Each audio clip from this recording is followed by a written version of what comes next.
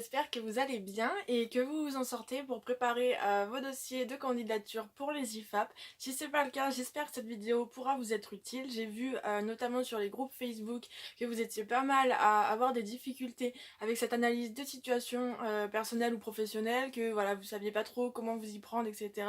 Vous avez été aussi plusieurs à m'envoyer des messages pour me demander des précisions par rapport à la précédente vidéo que j'avais faite, en me disant que voilà, c'était pas assez détaillé, que voilà, vous compreniez pas suffisamment ce qu'on attendait de vous. C'est la raison pour laquelle je vous propose aujourd'hui cette nouvelle vidéo, pour essayer de voir avec vous un peu plus en profondeur voilà, ce qu'on attend de vous pour cette analyse de situation. Après ça reste vraiment ma vision des choses, il n'y a absolument rien d'officiel dans ce que je vais vous dire. On aura peut-être plus d'informations au moment où la réforme va sortir, mais en attendant, voilà, je vous propose aujourd'hui ma façon de faire, la méthode qui me paraît la bonne, et voilà, en espérant que ça puisse vous permettre de prendre un petit peu d'avance en attendant que la réforme ne sorte enfin. Voilà, c'est parti. Avant de commencer, je vous rappelle juste rapidement la consigne. Pour cette analyse de situation, vous avez en fait 3 possibilités différentes qui figureront dans la réforme. La première, c'est d'analyser une situation qui est dite personnelle, donc une situation que vous avez vécue en dehors de votre emploi.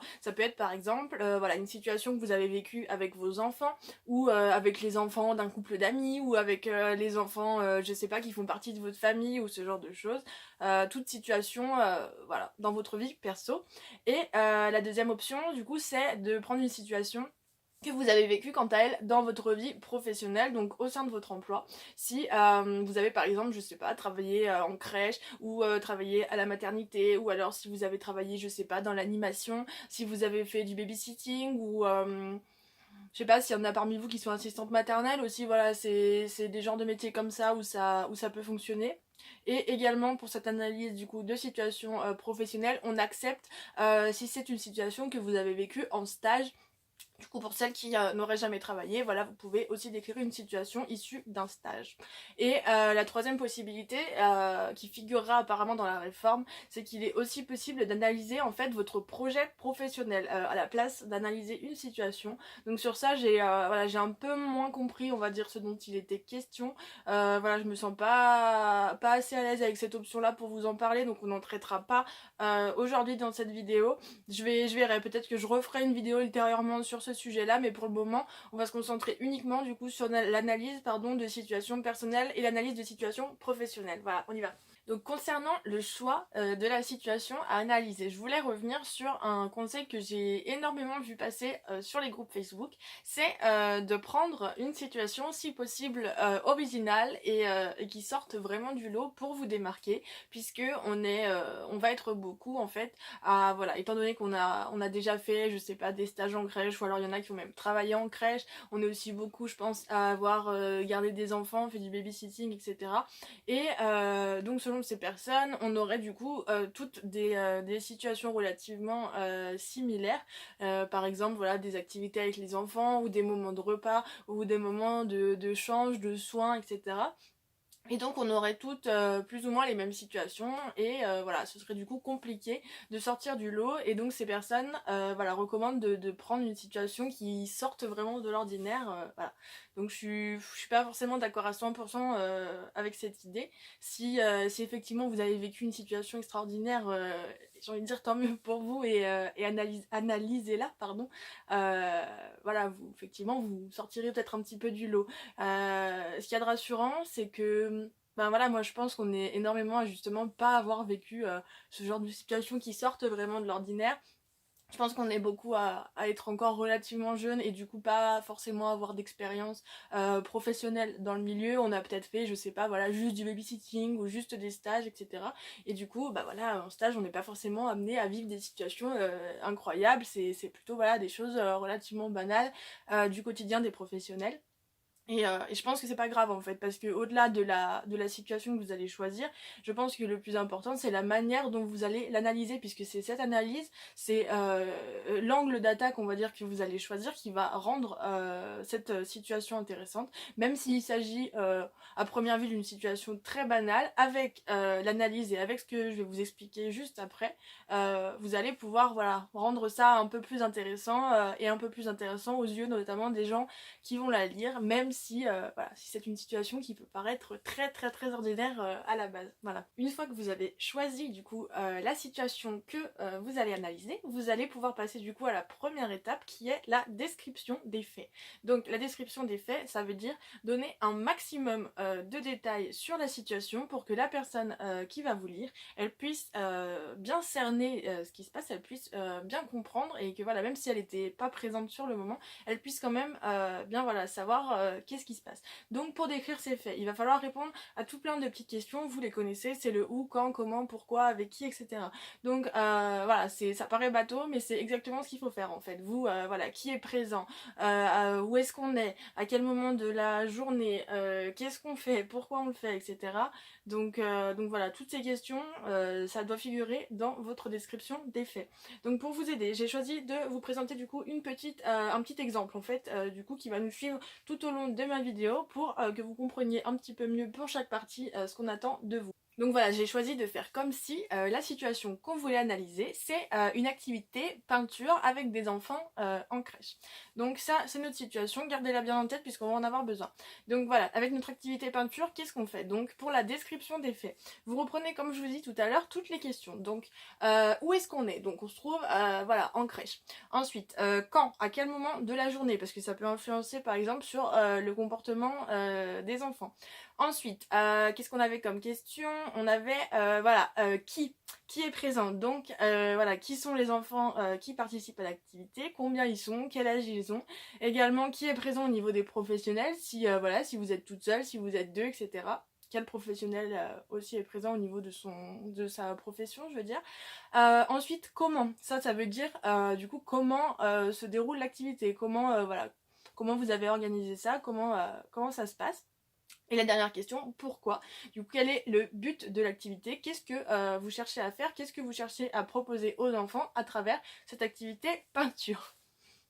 Donc une fois que vous aurez bien décrit vos faits à l'aide de toutes ces questions, il va falloir en dégager une problématique. Une problématique, qu'est-ce que c'est? C'est une question qui va venir poser un problème vis-à-vis des faits que vous venez de décrire.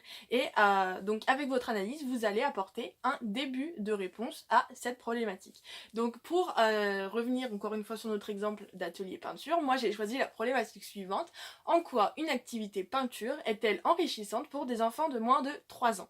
Donc je choisis ici du coup de me concentrer sur l'objectif de l'activité, sur le but qui est poursuivi et voilà, sur ce que ça peut apporter à des enfants. Et c'est à travers cette question du coup que je vais rendre ma situation de base qui est complètement basique, une activité peinture en crèche, on voit ça extrêmement souvent.